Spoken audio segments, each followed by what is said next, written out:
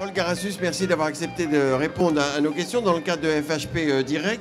Vous êtes président de l'EUHP, l'Union européenne de l'hospitalisation privée. Vous êtes présent dans 17 pays. C'est quoi les missions d'un mouvement européen autour de l'hospitalisation privée? Quels sont vos objectifs, vos missions? Vous existez depuis combien de temps? Votre fiche d'identité? Alors merci de l'invitation. L'UHP a 28 ans. Elle est créée à Rome par 4 fédérations essentielles à l'époque, Italie, France, Belgique et Autriche. C'est une fédération de fédérations qui représente les intérêts de l'hospitalisation privée au niveau européen. Donc, en un mot un petit peu simple, c'est une fédération chapeau avec des membres principaux. La France est le principal contributeur à la fédération européenne. Et nous avons 3 missions essentielles. La première, c'est représenter les intérêts de chaque fédération nationale au niveau européen et les transmettre de façon partenariale dans cette dimension européenne. La deuxième mission est de donner les informations européennes aux délégations nationales, c'est-à-dire tout ce qui, au niveau européen, impacte sur l'organisation des systèmes de santé, y compris en organisation nationale. Et la troisième, c'est de représenter de façon transversale auprès de nos partenaires institutionnels, que ce soit la Commission européenne, les parlementaires, mais aussi toutes les industries de santé et les professionnels concernés. J'oublie surtout pas de nous représenter également auprès des associations de patients, parce que la liberté de circulation et le choix du patient en Europe sont nos priorités. L'Europe de la santé, on n'en parle pas tellement. On a l'impression que... Est-ce que c'est parce qu'il n'y a pas de sujet? Est-ce que c'est parce que ça marche? Ou c'est quoi l'Europe de la santé aujourd'hui? Et dans un deuxième temps, par rapport à l'hospitalisation privée? Alors, l'Europe de la santé, c'est à la fois une immense ambition et actuellement un enfant en croissance. Je m'explique. Sur le traité européen, le dernier en date, celui de Lisbonne, il y a le principe validé de la subsidiarité, c'est-à-dire que les États membres restent maîtres dans leur territoire sur l'organisation des systèmes de soins. Ce qui fait qu'aujourd'hui, ce qui est transversal dans l'Europe de la santé, c'est le réglementaire, ce sont les principes, ce sont les ambitions d'apporter des systèmes de soins efficaces au meilleur coût, mais pour autant, liberté est laissée à chaque État membre dans l'organisation propre de son système, mais aussi de ses paiements. Ce qui fait qu'aujourd'hui, la barrière principale contre laquelle nous on s'affronte, c'est celle des paiements tarifaires dans un système assurantiel public de type sécurité sociale. D'accord. D'où cette limite-là étant rappelée, on est néanmoins une plateforme d'échange pour tous les professionnels concernés par l'évolution des systèmes de santé et on met en commun nos expériences pour pouvoir améliorer soit nos performances, soit trouver des réflexions partagées sur l'innovation en santé, les relations avec les patients et comment financer, et je rejoins donc la deuxième partie de la question, les hôpitaux privés dans un système relativement contraint sur le plan budgétaire. Et là, quel est le poids dans la régulation de l'Europe alors? Quelles sont les craintes et les espoirs, on va dire? Tout à fait. L'Europe se place sur des dimensions de santé publique, c'est-à-dire en rappelant à la fois l'exigence de la qualité. Nous travaillons énormément avec toutes les agences internationales sur la qualité.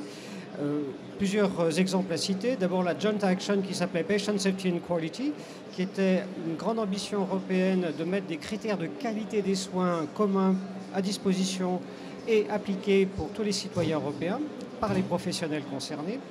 La deuxième, c'est de participer à toutes les réunions internationales, y compris mondiales, sur comment sécuriser le système de santé pour limiter les dépenses inutiles, mais également les effets secondaires indésirables.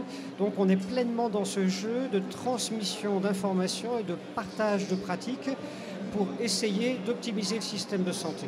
Mais je le répète, les frontières sont dures parce que les frontières sont celles du payeur. Et il faut donc faire attention à respecter à la fois l'indépendance des États tout en induisant le principe d'outils communs et de perspectives communes. Et l'accès au métier, alors est-ce que c'est la même problématique de difficulté ou on pense aux étudiants en médecine aussi qui sont formés dans d'autres pays? Quels sont vos objectifs? Alors, à ce niveau-là, nous on intervient peu. C'est-à-dire que vous évoquez à l'instant la spécificité des modes d'organisation de la formation des professionnels, qu'ils soient médicaux ou paramédicaux.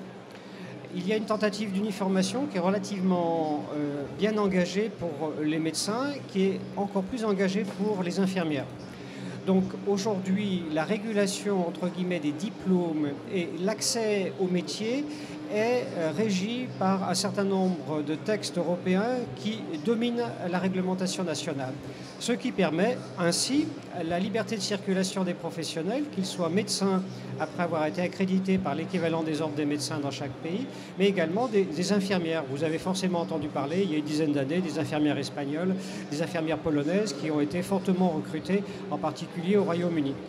Actuellement se fait une vague de retour quand on visite la Pologne ou l'Europe centrale, où progressivement l'effet d'attraction des professionnels sur des pays plus riches est en train de s'équilibrer avec un retour d'expérience des professionnels sur leur propre pays. C'est assez intéressant. Mais deux problématiques communes dans toute l'Europe, la raréfaction relative des professionnels de santé, essentiellement médecins, et deuxièmement la féminisation, ce qui est tout sauf une critique, mais c'est simplement pour dire qu'aujourd'hui le paysage des professionnels de santé est en train d'évoluer avec des enjeux communs, d'améliorer cet exercice, de le rendre plus régulier, plus soutenable dans une vie personnelle équilibrée. Alors, en deux mots, il y a un sujet qui vous tient à cœur, c'est le développement durable. En quoi votre union travaille là, sur ce thème ? Alors, c'est un sujet récurrent.